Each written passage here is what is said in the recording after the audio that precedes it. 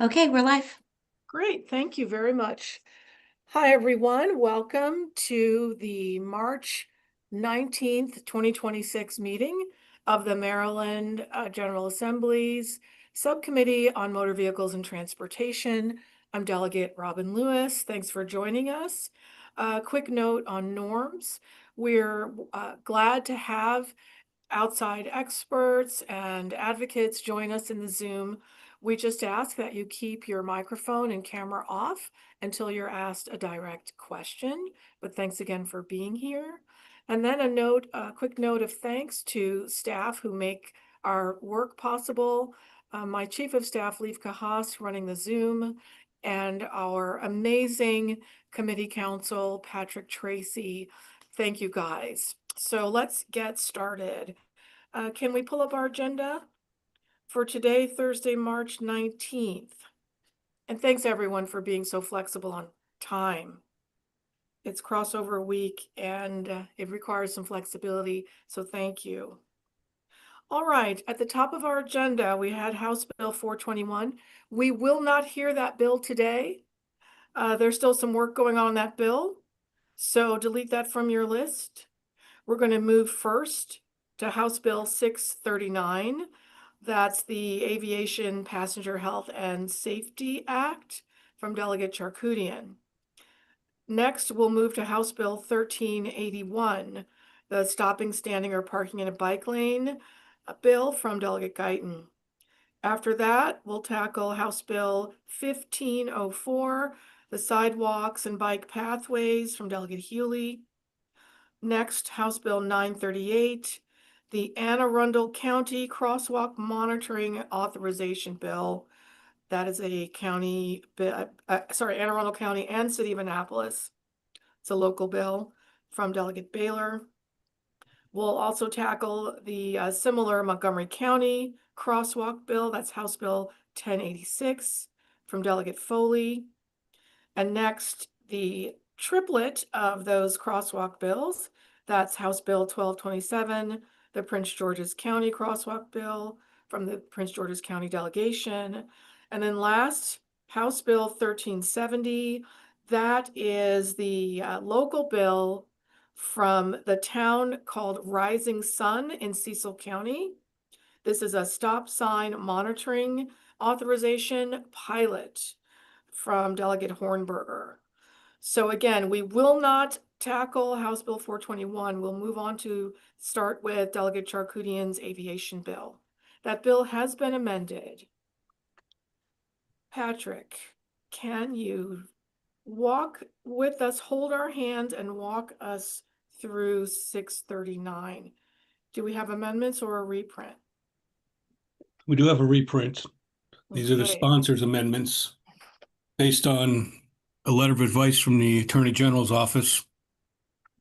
So you guys remember this bill. This was a bill designed to, its original intent was to protect the health and safety of individuals who are in custody on a flight of detained individuals to try to, maintain health and safety for those individuals. So that's the original intent, and it has changed. Patrick, can you take us through? Yeah. This bill has been amended. If you can go down, Leifka. It requires aviation service companies or fixed base operators at the airport. These are people that clean the planes, restock the food and drink, whatever. They're contractors who work at the airport, basically.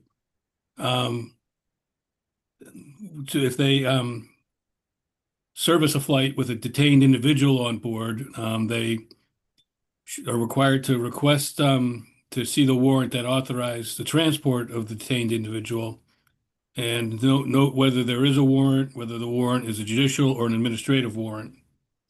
And then they're supposed to compile a report on the number of flights that they serviced that had a detained individual on board, that had a judicial warrant for the detained individuals, that had a judicial and an administrative warrant for detained individuals on board. And we can scroll down, Leifka, to Yeah, you can scroll down. Page 4, item B.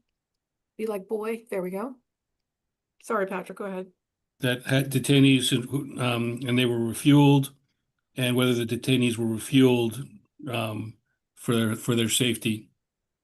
And then they're supposed to submit the report to the administration monthly. And there's your Great. bill, And there's the bill, and it becomes effective date October 1st. October 1st, 2026. Okay, and the Maryland Aviation Administration will receive these reports on a monthly basis. Is there a requirement that the legislature receive a report, the governor and No, legislature? No? no. Okay. Members, questions? I see hands up. Thank you. The first hand I see is Delegate Guyton, then Delegate Allen, then Thank you Delegate so Morgan. much. Thank you so much. I really appreciate it. I don't have a problem with the bill as written. I mean, as amended, as written, it was a little bit much for me.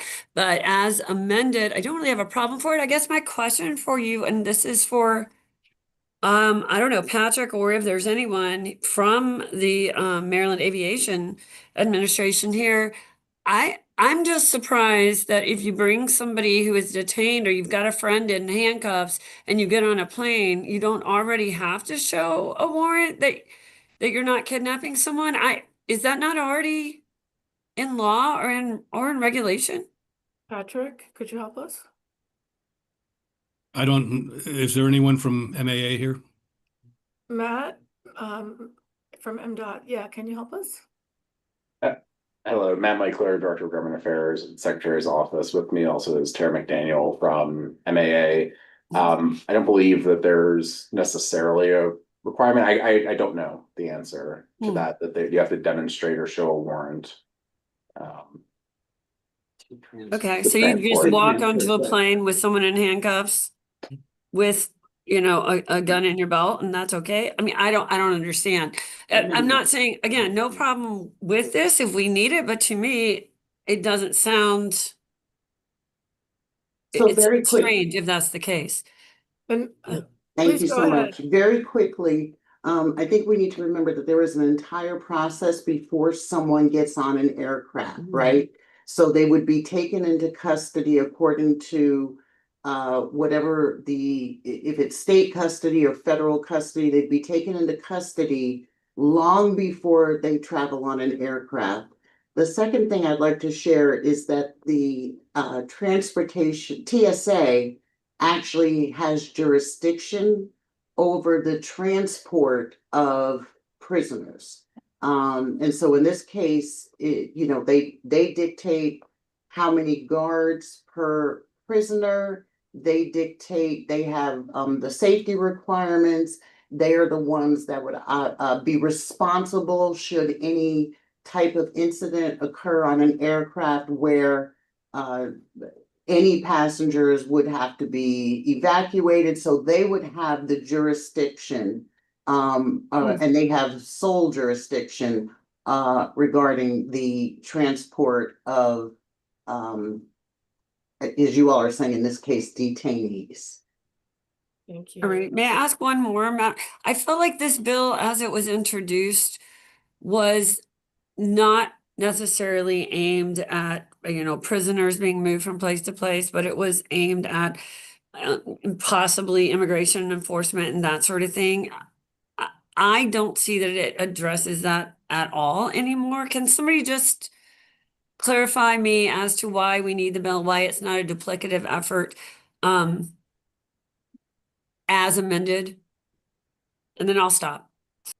Thank you, Delegate. I think if I'm hearing your question right, you wanted to know, does MAA already get reports with this kind of data?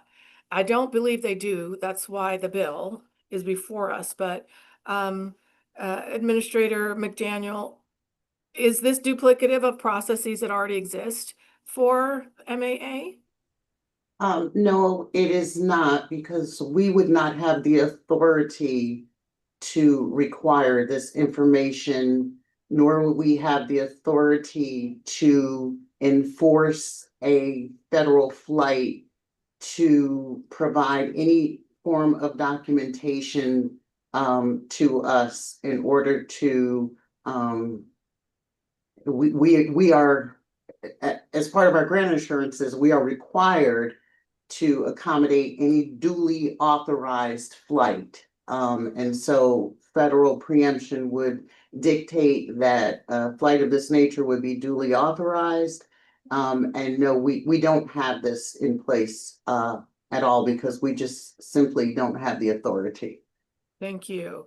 So it sounds like the information that's collected and the reports that would be given to the MAA are new. This is new. This would be new information, new data, new reporting process. Okay, Delegate Guyton, does it answer your question? Am I right there? Okay, thank you. Thank you. You are so kind and so patient. I guess the last question is, do you want this? Is this something you're requesting? MAA? Because it sounds like some of your agents would be involved in a situation where they're not currently. Madam Administrator? So we had been involved with the early on. There were requests to MAA for review of the bill. This is of course just the sponsors bill. We had been asked about the impact on operations, but this is the sponsors bill. Do you want this bill? This,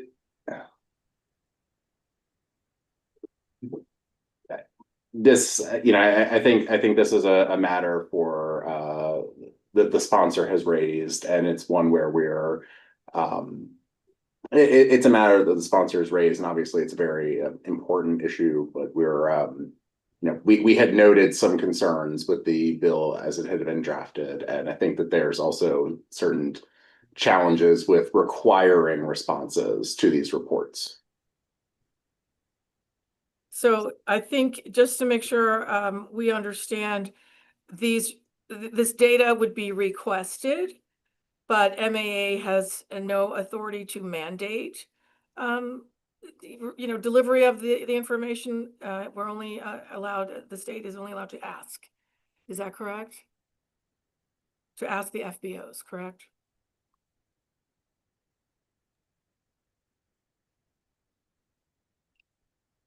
I'm sorry, was there a question there? There was. I missed it. It's okay. I was just repeating for clarification the understanding that this bill authorizes MAA to request this data. It doesn't mandate that MAA should request the data, and there's no enforcement power to demand the data from FBOs, just that we'll request the data, compile it in monthly Well, there's no frequency. mandate on MAA. Yeah, They just that's what I receive the said. data. They Yeah, just this is receive the data. right. They're authorized to ask for it. No, they receive it. Okay. Thank you for that clarification. Let me go to my members. I think I saw Alan and then Morgan and then Naraki. Alan, Morgan, Naraki. Move the amendments, Madam Chair. Oh, thank you. Is there a second?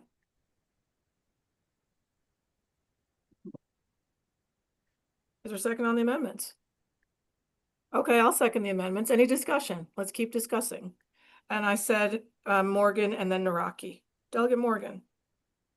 Thank you, Madam Chair. So I'm going to follow with where Delegate Guyton came from, and thank you, Nick, for moving the amendments. Mr. Micker did a great job of not answering a question. I could see you were stumped. And Ms. McDaniel, I still don't understand, after all we're going through with this, somebody's got to explain to me what we're why do we even need this bill, and what are we really trying to find out, other than there's a little bit of confusion apparently that you can't get the person onto the airplane without the warrant. It's not the responsibility of the BWI to get it because these are federal things. They can't get them on the airplane without having that warrant to hand to start with, because they have to be escorted by obviously some sort of officer of the law. So what, and now it's been watered down to just, a reporting process. What's the purpose at the end of the day? That's what I can't get my arms around. Thanks, Delegate. Patrick, do you want to try and tackle that, or MDOT? Actually, Patrick, maybe you could try and help us first. That's not, Okay, fine. MDOT? it's not their bill either. Okay, fine. Well, then I'll take a stab. And Patrick, please correct me factually if I'm wrong. So Delegate Morgan, let me give it a shot. My understanding is of the bill is, as amended, is to, within our power, within the state's power, limited though they be, to gather information about the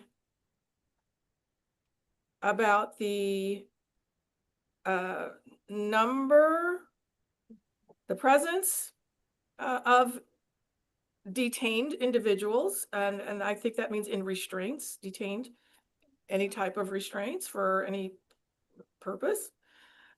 So whether there are detainees on a flight, where they were removed to during refueling. And if as I understand the bill is amended, this it all pertains to flights that stop to refuel. And whether there were detained people, where they were taken to, where were they removed to during refueling, and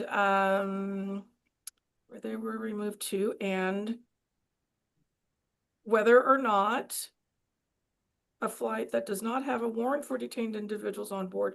Okay. So as I understand it, Delegate Morgan, the intent of the bill as amended is simply to get a sense of the presence, number of detained individuals on refueling flights, where they're taken during refueling, and that's really within the power of the state to request. So that's something that's not done now. So that's information the state does not have access to now. And it is a voluntary process, as I understand it, from the amended bill. The state has no authority to force the TSA, federal government, to do anything, but this is just collecting information we don't have. And I'll say lastly, then we'll go to discussion, as I understand this bill as amended, this is basically a health and safety, getting eyes on health and safety if folks are being transported for whatever reason in restraints. So let's keep going. Delegate Morgan, did that help answer your question? And that was me trying, and we'll No, continue I discussing. I understand what you did. I still try and do with all the bills we get. I can't get my arms around the why yet, but thank Okay. you. Thank you, Delegate. We'll go to Delegate Naraki, then Healy, then Odom. Naraki, Healy, Odom. Thank you, Madam Chair. Patrick, if we may, would you mind putting the amendment back up on the screen, which is essentially now the bill? I just wanted to make sure. I thought I saw a couple different words still in that amendment that give me some grave concern. I Leaf, thought can you bring up the reprint, please? Give When me you get a chance. Yeah, give me just a second. Delegate Charkoudian is available to join as well. Great, Okay. thank you. Delegate Naraki, just a second while we Yeah, pull up. no problem, Madam Chair.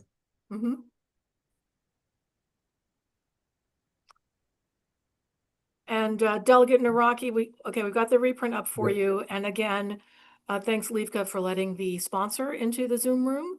And Delegate Naraki, if you could repeat your question, and then I'll defer to the sponsor to answer. Thank you, Madam Chair. So I heard earlier, I can't remember if it was you, Madam Chair, or Patrick, that said there was a legal opinion from the Attorney General. I'm curious if that legal opinion specifically addressed things like aviation services companies, terms like aircraft. I see aircraft is struck a bunch, but I think it may still be in there.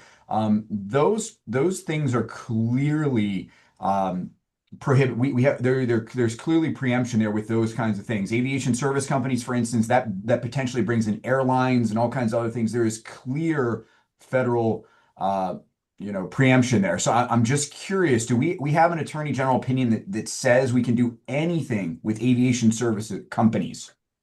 Does it Yeah. say that in the opinion? Yes, Patrick, is that a question you can answer? this bill was redrafted based on the opinion. And they're confident that no airlines that Southwest Airlines, Patrick, or Delta or whatever are using aviation service companies? Because I know for a fact that they do. I worked at the airport, so I'm just curious how they got to that. I can share the opinion with you if you Sure. like. Yeah, no, I trust you, Patrick. I know that airlines use those kinds of companies, and I believe that we are bringing the airlines into this discussion here, which is clearly preempted. The preemptions, it's complicated. It's not a black and white thing. There's a lot Right. of gray areas. And this Because, bill like, is for instance, the drafted- airlines don't even use FBOs. That's not something that airlines use. You might get that with like a charter, but you don't use that on an airline. Like if that's the Southwest. case, then it wouldn't be an effective piece of the legislation, but Right. So that part, I'm not even sure what we're doing with that there because it doesn't even do anything for what we're trying to go after here. They don't use those. Some do use aviation service companies, and there's a clear, in my opinion, a clear preemption issue there. well, preemption was the focus of the letter of advice. And based on the letter of advice, this is what we felt we could do. Okay. I'm not sure we're accomplishing anything here. They don't use FBOs, and I believe that aviation service companies are preempted. So I'm not really sure, to Delegate Morgan's point, what we're going to get from this bill. But I would love to see the letter, Patrick, if possible, even if you could share it with us. I don't know if you could share the screen or if you could share it with the committee members when you have a moment. If I it's think- if it's public. Yeah, if it's available, I'll make sure that every member of the subcommittee gets a copy. I'll work with Patrick and my Okay. staff. Thank you, So Madam Chair. bear with us on that. Might not be able to get it to you during this meeting, but we'll get it to you, okay? Thank you, Madam Chair. Of course. All right, next, Delegate Healy. And then Odom.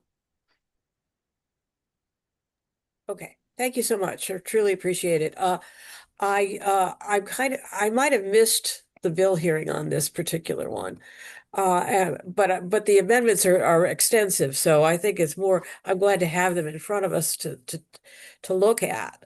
From what I've heard today, the Maryland aviation people have no authority in this area at all. So are we asking somebody else to do what they cannot do? Is this aviation services company able to, if the state agency doesn't have authority, this would be like a private entity. How would they have authority to even ask anybody for this information? Who can Well, they can answer that? ask. They might not get an answer. They can ask. And Delegate Healy, I wonder if this might be a good time, since we have the sponsor in the room, to ask if Delegate Charkoudian, the bill sponsor, might, having heard a little bit of our discussion, might be able to round out our understanding. Delegate? Appreciate that. Thank you. Thank you, Madam Chair. Thank you, Delegate Healy, for the question. So this is a complicated area. Am I frozen? Can you guys hear me okay? We can hear you. Okay. This is a complicated area, as you said, with sort of overlapping jurisdiction. And so these amendments were crafted specifically with the help of the guidance from the Attorney General's office and others, significant conversations with MAA, to make sure that everything that we currently have in this amendment is within our jurisdiction and is not preempted. So the fixed-based operators and the aviation service companies are the companies that provide the refueling, the cleaning of all of the flights that come through our airports. And so that means charter flights that come through, except for the commercial ones, as Delegate Nowacki was saying earlier. So that means the commercial ones, the charter ones. That means in some cases, some of the federal, Coast Guard ones. So that's what these two types of companies do.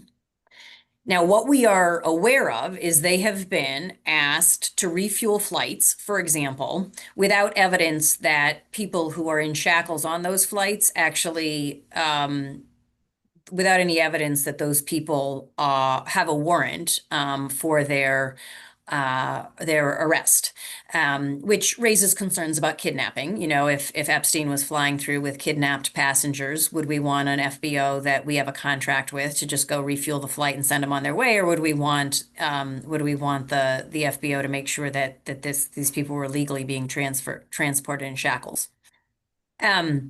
There's also concerns about refueling of planes when people are in shackles on the plane, because it can't be, you wouldn't be able to evacuate the plane in 90 seconds, which, you know, so it's a higher risk of people being harmed on our airports and so on. So originally we had a whole bunch of restrictions that they couldn't refuel if people were in shackles, that they had to make sure they saw the warrants. Instead, we've shifted this to being because we believe the reporting is fully within our jurisdiction.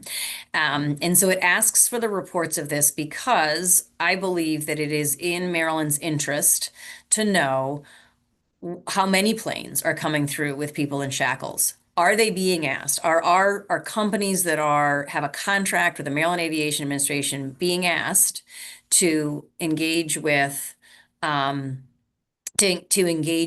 what we believe to be dangerous processes, right? Refueling planes with people in shackles on board. We believe that that's dangerous based on all of, based on everything that we know about refueling planes. Are the FBOs being asked to do that? Now, we can't, it seems, I thought we could prohibit that. It seems we can't based on the letter from the AG, but we definitely want to know if they're being asked to do that, right? Similarly, are they being asked to refuel planes where there's no warrants on board? These are the kinds of things that we're asking for. So while I wish the bill could go a lot further and actually keep people safe in our community, I think at the bare minimum, we should know how much in our communities, on our tarmacs, are people being put in danger. And I think that's important for other purposes, including having, EMTs and emergency responders ready to be able to respond to, emergencies that could come out of it, and so on. So the bill has really shifted to being a reporting thing, but it's a really serious set of information that we're trying to get reported on. And once we have it, maybe we'll find other ways around the situation if we learn that there is really dangerous activity on the tarmac. Madam Chair? Yes, please, Delegate Healy, go ahead. Yeah, that doesn't really answer the question about how these private entities have any authority to even ask. I mean, I just don't understand how they can't be required to ask. So, and if they don't ask, or if they do ask and they don't get any information, how has this bill helped anything? Madam Chair? Yeah, go ahead. So first of all, the FBOs and the aviation service companies have a contract with MAA. So we believe, based on the Attorney General's report, that MAA can request of those, the FBO and the aviation service companies can request that they file these reports. So now you have an FBO who's being asked to refuel a plane. They can see if there are human beings on that plane in shackles as they refuel that plane. That is a piece of information they can see without asking anyone anything, and they can note that in their report to MAA. Now, if they ask, can we see the warrants for the people who are on this plane? And the purveyors of the plane say, no, you can't. Well, then you're right. We don't have that information, but they would mark that down. We refueled a flight that had people in shackles. We weren't able to see warrants. We refueled it while they were on, or the passengers were removed in a safe way and we refueled it while they were off. So there still is really valuable information in all of that, even if we can't capture everything that we're trying to capture. Okay, let me ask a different question, if you don't mind, Madam Chair. Please go ahead. So could you get to the same way of doing getting information, if you were to ask, I assume there's like some kind of boilerplate language, some kind of language in the contract between the Maryland Aviation Administration and these companies that would say that you when you refuel a plane, well, I don't even know, can they actually see inside the plane? Or they just go in and like plug a hose into a gas tank somewhere and outside the plane and not even know what's going on inside the plane? I mean, is there a way for them to even know any of this information? I think we're trying to capture as much information as we can because it's such a serious situation that so many people are traveling through our airports. The possibility of an emergency that our hospitals and our emergency responders would have to respond to. It's such a serious situation, and we are limited. And what this bill does, as amended, is it gets access to as much of that information as we can, Well, recognizing that some of the. Hang on, Sorry. Delegate Healy, please let the sponsor answer if it's okay. Okay, sure. Thank you. Please So go ahead. I think you're asking, can MAA already ask for that? Senator McKay, go ahead first. So, Please, okay. Jason's also here. So I think you're Sorry, asking. somebody has a microphone on. Please turn it off. Someone please turn off your mic. Department, were you referring it was Department of Corrections? I Hold hope on it's one not second. There's an me. issue on our laptop. Talking about Oh. multiple. The testimony of multiple agents. Okay, problem solved. Sorry. Thank you. Sorry, I jumped on Rose's laptop, so I'm not in my, apologize. Okay, Staff so. to the rescue every time. Thank you. Go ahead, sponsor. I think that your question was, I think your question was, can't MAA already ask for it? And I think the answer is, I believe they could, but they're not. And so this is the Maryland General Assembly. This would be a chance for the Maryland General Assembly to say, we have concerns about huge numbers of people flying through in shackles. We have safety concerns. We have concerns about the impact on our emergency response, all the things that I've listed. And so we are directing MAA to get this to request this information from the FBOs and the aviation service companies. Thank you, sponsor. Delegate Healy, does that answer your question? Not If quite. not, we can move on because there are lots of questions and lots of bills I just, not quite. I just want to fine tune it. Just, I wondered if we could get to the same information if we just had a rule that said every plane, not just the ones where we don't know whether people are in shackles or not, but every plane, if it's refueling, should empty out the plane so that people are safe. We're doing preliminary analysis. Thank you, Delegate Healy. I think we heard about that in the hearing. And I would just, my understanding, that's not an option. Okay. And as the sponsor just described, MAA has contracts with these service companies, and that positions them to make requests of those contracted companies. So I'd like to just keep moving on a bit because we did discuss that in the hearing. So Delegate, thank you. Delegate Healy, thank you. Delegate Odom, and then Delegate. Okay, let's just get to Delegate Odom. Go ahead, sir. Okay, thank you, Madam Chair. I'm not going to ask the same series of questions. That's a good idea. Thank you. Each explanation brings more questions to my mind about how or what purpose we're trying to reach here. But it seems like we're looking to compile some data and information on these particular flights. And it seems like the method that we're trying to use is in great question as whether it'll be successful or even to what end we're looking to get the information and what we're pursuing. That's where I'm at this. I'm not sure whether we are pursuing the intent of the bill because it's still not very clear to me. So it's very difficult at this point for me to act on it at all without understanding a little more what roles we're playing. We're asking someone to gather information that may not have the responsibility of doing so, it appears to me. And I'm not sure how how reliable that information would be under the circumstances that we're asking it. So that's where I'm at. So I'm not sure if anything can clear that up for me, but that's where I'm at this point. Thank you, Delegate Odom. Delegate Charkoudian, I have some ideas to answer, but would you like to help clarify for Delegate Odom? I apologize, Madam Chair. I was switching devices because we were having problems. Was there a question for me? Yes, if you don't I got mind, it. if I could paraphrase Delegate Yeah, Odom. I Delegate think Odom, yeah, I got Delegate it. Odom I would heard it. like if you would kindly clarify for him. Yeah, yeah. Okay. So here's the deal. There's a bunch of people in shackles flying around this country. There's serious concerns about the safety and the treatment of those people, detainees in shackles being flown around this country, primarily under ICE's jurisdiction. The state has a pretty limited ability to get a glimpse into their safety, their health, all of those things. And so I understand that people feel like this seems like a convoluted way to go about it.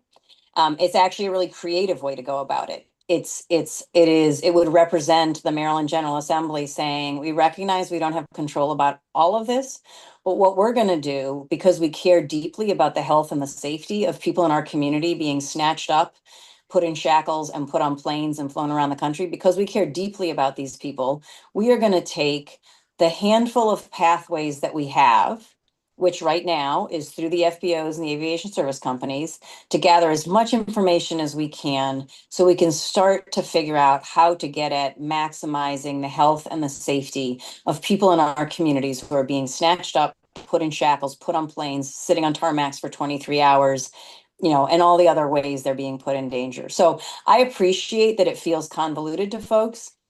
That's because it's not a simple pathway. It's a complicated pathway. But if we are serious about doing everything we can to keep people in our community safe when we have a federal government who is not committed to the safety of those individuals, then I think we need to take some of these paths that feel a little circuitous to eventually get to that goal. Thank you to the sponsor. Delegate Odom, does that help you? Somewhat, it does. Okay. Okay, I think there a lot of aviation policy will be new to many of us. So please know you're not alone in your sense that you're not an expert on aviation policy. That's okay. We're all learning as we go.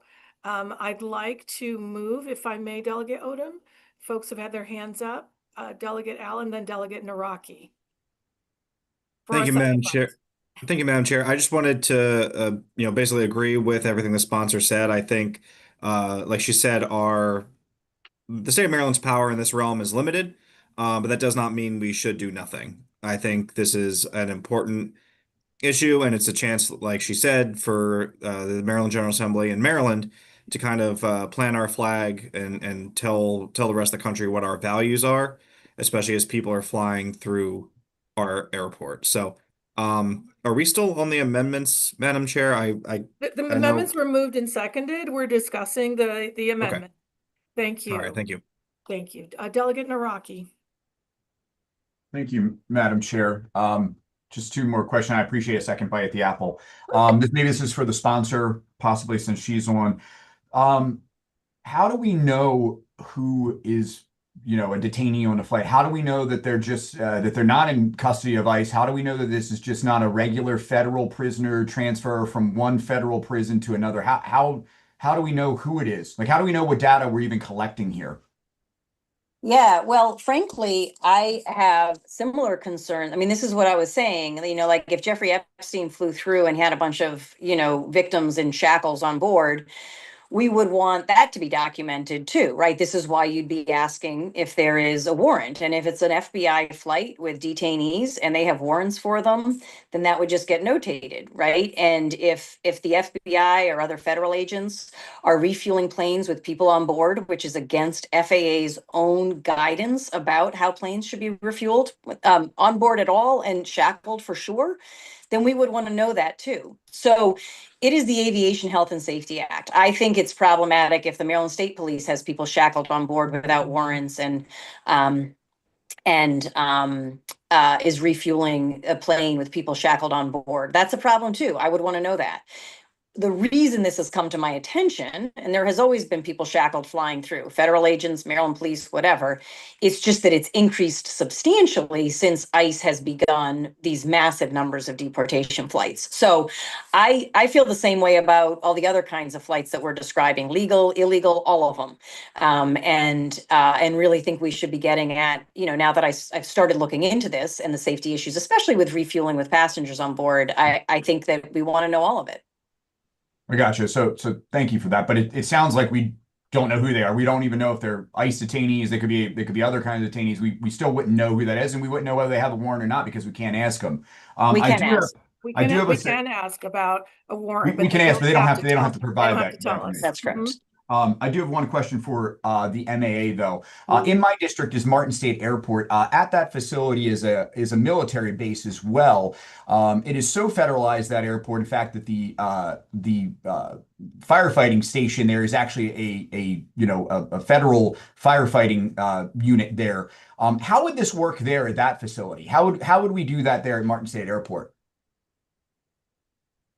Madam Sir, Secretary. thank you for the question. Just know that aircraft rescue fire responds in the same manner to any alert, and an alert can be smoke in the cockpit, it can be a lost piece of equipment on takeoff or landing, it can be, an actual, landing with a mechanical, in which case would be an engine fire. So ARF is not going to change the way that it responds to an aircraft based on who's on board. Sure. I do believe that I shared in the last hearing that the evacuation time period, I've heard 30 seconds a couple of times. That is with respect to aircraft certification for compliance purposes by the FAA. So that is how the FAA certifies an aircraft based on the time it takes to evacuate it. Right. And then one last thing I would like to share is that, again, the jurisdiction over detainees, whether they are Custom and Border or ICE or those who are being transported simply in federal custody is in the regular manner of transportation, they are accompanied and under the auspices of TSA. Again, they would be responsible for evacuating an aircraft should anything happen. With respect to an aircraft coming through to be refueled, we remember always that these FBOs and these services, people are choosing to come through here. So they would choose to come to a place where we would, as has been said many times, we'd be able to request this of the FBO.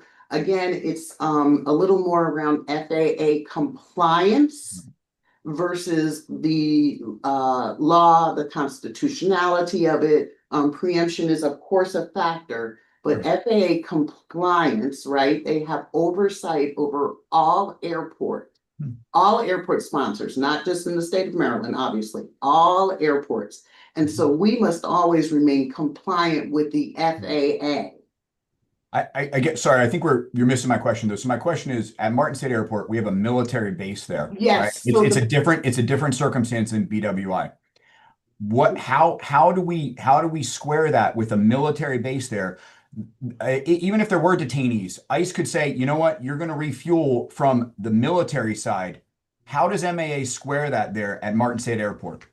They could simply say we're federalizing all that military operation there, which they can do at any point in time. How does MAA square that then at Martin State Airport? I'm not asking about BWI. I'm asking specifically about Martin State Airport. We don't square it, and Right. So there would be no way to do subject so. to preemption in that case as well. Okay, thank you.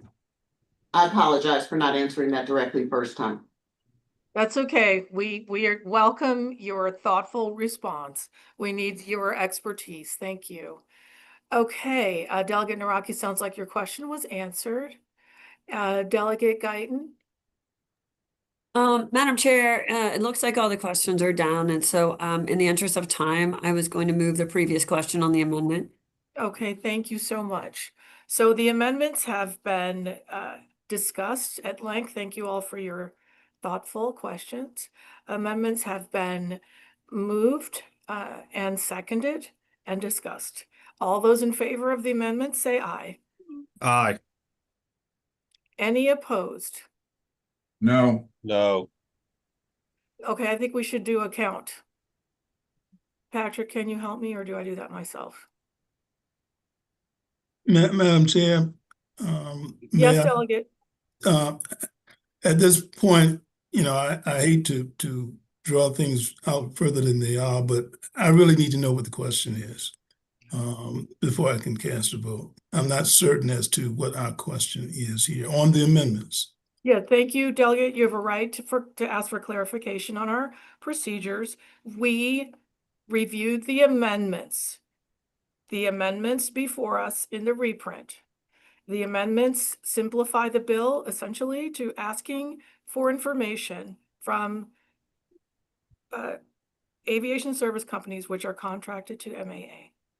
So the amendments are before us. The amendments that authorize MAA to ask aviation service companies to collect some information from charter flights.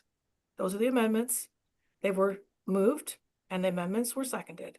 And that's the question before us, the amendments. Does that help? It does. It Okay. does. Thank you. Thank you for giving us a chance to clarify. All right. Amendments moved and seconded. All those in favor said aye. A few people said no. And I asked Patrick, do we need a roll call? I know we don't in a subcommittee, but should we do a roll call since there were no's? And I don't know who said no. Raise your I'm hand. sorry, I've been on mute. Raise your hand. I just Very asked who's a no. convenient, sir. Ask who's a no. Yes. Okay. Who are the no's? I see Delegate Morgan as a no. I see Delegate Naraki as a no. I see Delegate Jacobs as a no. Those are the three no's. Did I catch all the no's? Okay, 3 no's. And Madam I Chair, vote aye. I vote aye. So there's 1, 2, 3, 4, 5, 6 ayes. 6 ayes, 3 no's. The amendments are adopted. Madam Chair, I don't want to Yes. waste everyone's time, but there's another very simple amendment that just Okay. changes the definition of detained individual to say it doesn't include somebody in a seatbelt or in a child safety seat. Okay. So is a detainee is not in a child safety seat. The It's not- definition of detainee does not include someone in a child safety seat. Or in a seatbelt. Or a seatbelt. Okay. Move the amendment, Madam Chair. Second. Thank you, Travis. Okay, the child safety seatbelt amendment has been moved and seconded. All those in favor say aye. Aye. Aye. Any opposed? Okay, any discussion? Okay, the ayes have it. The second amendment is adopted. Move the bill, Madam Chair. Is there a Second. Amended. Okay, the bill as amended with those 2 amendments. The first one we reviewed at length and the second one we just did. All those in favor of the bill as amended, say aye. Aye. Any opposed to the bill as No. amended? Okay, opposed, I see Morgan. Thank you, Delegate Morgan. I see Delegate Naraki.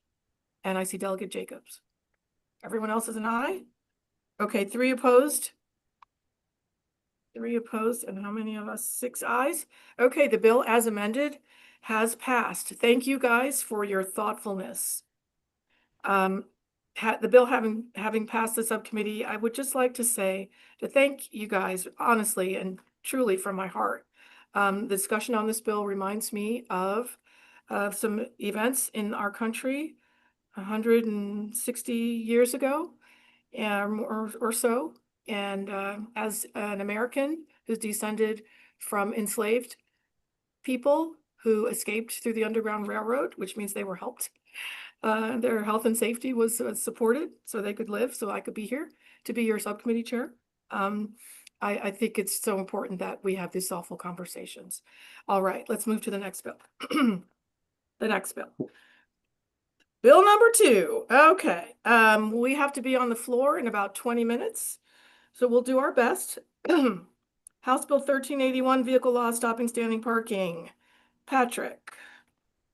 This is Vice Chair Guyton's bicycle lane bill. Prohibits a person from parking unless authorized by local jurisdiction. A person may not stop, stand, or park a vehicle in a bike lane or a bike path.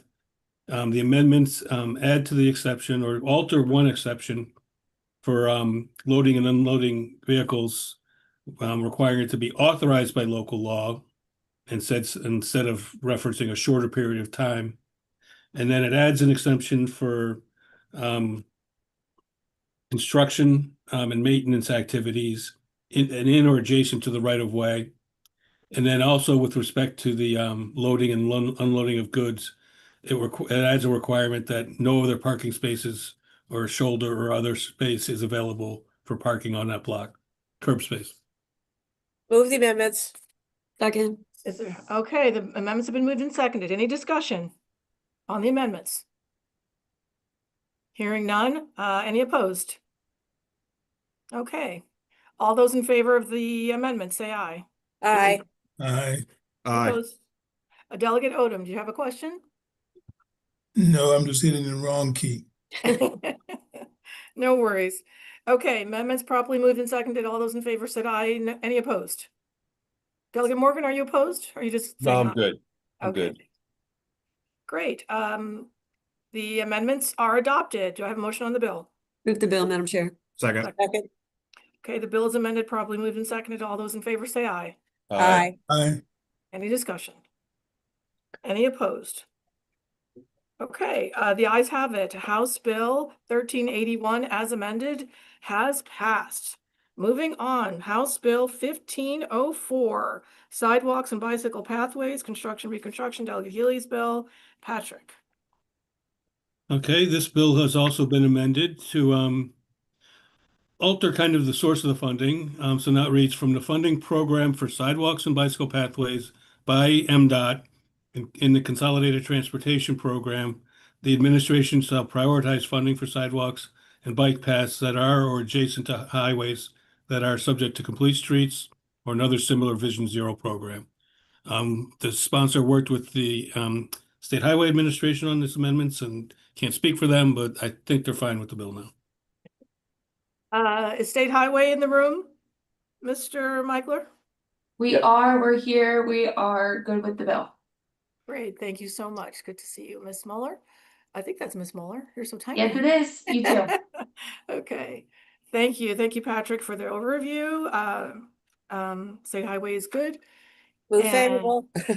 I move, okay, the Delegate Healy. I saw what you did. Okay, the amendments have been Move the moved. amendments. Okay, Second. and they're seconded. On the amendments, all those in favor say aye. Aye. Aye. Any discussion? All right, any opposed? The amendments are adopted. All those in favor of the bill as amended, say aye. Aye. Aye. Any opposed? Okay, hearing none. And any discussion? No opposed. Okay, House Bill 1504 as amended passes. And let me just say, Delegate Healy, this is such a great bill. Thank you for thinking about the safety of people walking and biking. All right, we will move on to House Bill 938. This is a local bill, Anne Arundel County and City of Annapolis crosswalk monitoring. Now, we do have a series of crosswalk monitoring bills. Patrick, there's three. There's House Bill 938 for Anne Arundel and Annapolis, House Bill 1086 for Montgomery County, specific road on Montgomery County, and House Bill 1227 for a specific road in Prince George's. Patrick, are these bills in the same posture? Can we No. consider them okay, so we'll consider them independently. No. With the first bill, Anne Arundel County we have amended Montgomery and Prince George's into it. Okay. Oh. Does that mean we just consider one bill? Yes. Okay. The Anne Arundel bill. They are they are very, very similar. They have the same processes, the same guardrails and the like. There are a couple of little provisions, mainly for Montgomery County, that are a little bit different. And I've drafted it so that the little provisions, there's an exception for Montgomery County. The one decision I think the subcommittee has to make is that for Anne Arundel and Prince George's counties, they set the maximum fine at $40. Montgomery set it at $65. All right. What's the best way to do this, Patrick? Should we walk through? Is this the reprint in front of us? Yes. Okay, thanks for pulling up the reprint for us, Leafka. I think we should walk through this because we won't have seen this. The members will want to understand. So Patrick, can you walk us through the reprint? Well, it's basically crosswalk monitoring systems looking for people who drivers who illegally drive while people are crossing through in the crosswalk. It's fairly standard as automated enforcement bills go. Again, it has the bells and whistles, the guardrails, and the like. There is an amendment that says that fines collected, any balance remaining after paying for the program will go to funding for infrastructure enhancements to help for safety, including hawk signals. This is on page 4, including hawk signals, beacons, raised crosswalks, pylons, and pedestrian push button systems. There's some standard things that were omitted by the drafter, including, confidentiality of the pictures and the like of the photographs. That was in the bill we passed last year, I believe. So it had to add crosswalks to that.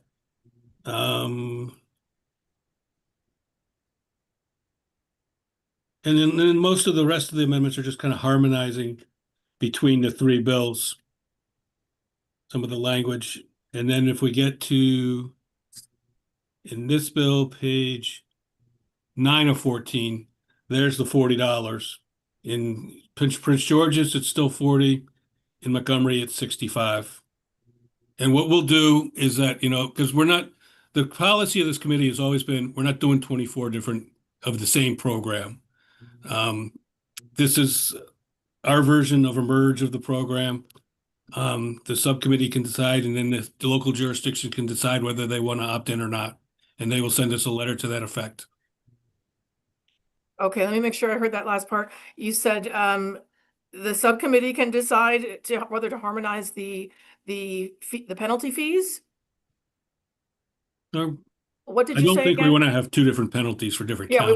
we want to have a single penalty fee because this is we're attempting to create a sort of unified, coherent pilot program that we can learn from.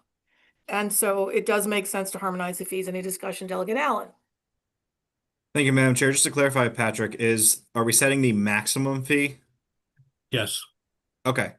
All right, then, Madam Chair, if I may, I would just recommend the committee we set to the higher of the 2, just so the counties have the option should they want to set it to whatever they want. Thank you, Delegate Allen. Any other thoughts on the setting the maximum limit on the fee? And actually, Delegate, it would be the district court. Which is a statewide court. That's good to know. The district court shall, right, describe, but we're setting the maximum limit for the district court civil penalty. Okay.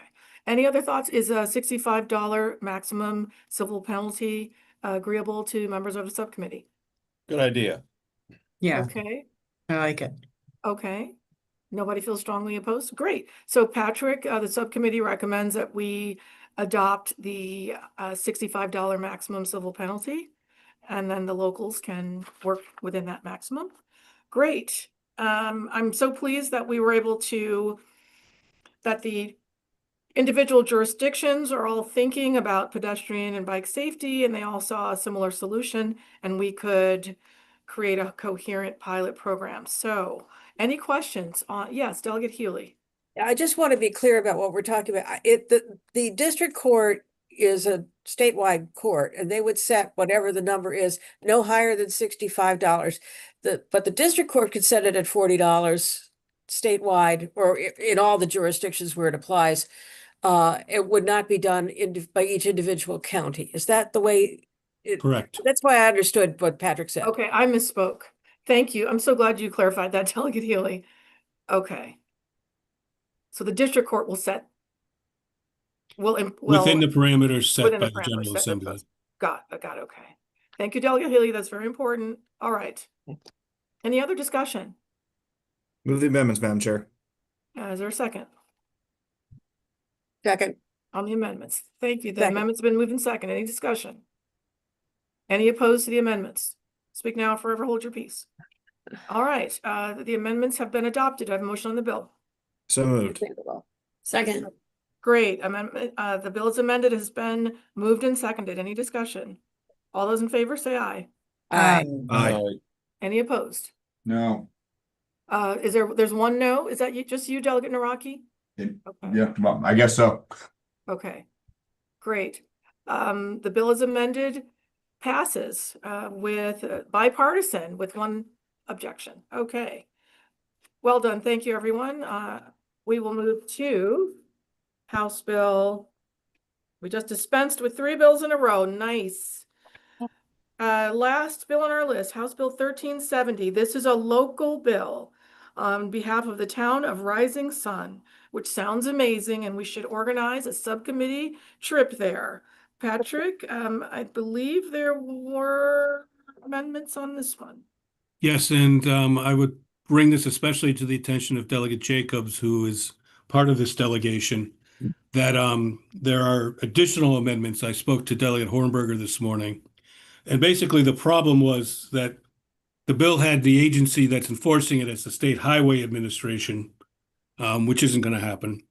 And I talked to Delegate Hornberger this morning, and he said, the intention mainly is local roads, and that Rising Sun does have a police force, and that they would be the entity to enforce it, which is really kind of normal. That's the way we'd expect these things to run. So that this bill has been amended further since you last saw it to take out any references to State Highway enforcing it and just leaving it as is, which would be the Rising Sun Police Force enforcing it on what Delegate Hornberger indicated would be mainly local roads near schools. Delegate Jacobs? Yeah, this bill is we had a delegation meeting this morning with the county council and the police chief of Rising Sun. And this bill only pertains to in-town roads that don't intersect with any state roads whatsoever. So it's only for in-town intersections. And that's what Delegate Hornberger indicated to me. And that the location would be approved by the Board of Commissioners, and they took the county council out.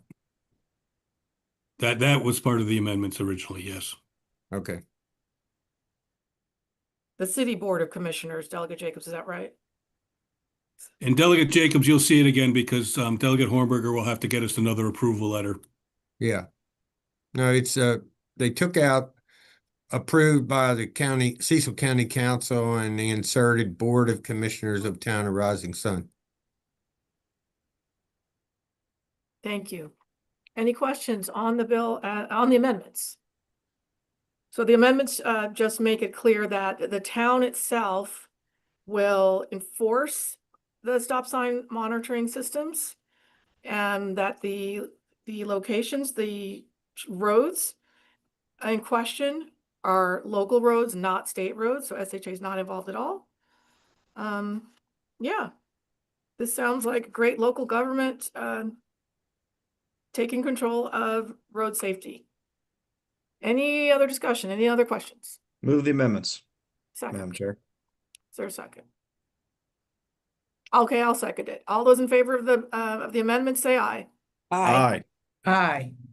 Okay, any opposed? The amendments are adopted. I have a motion on the bill as amended.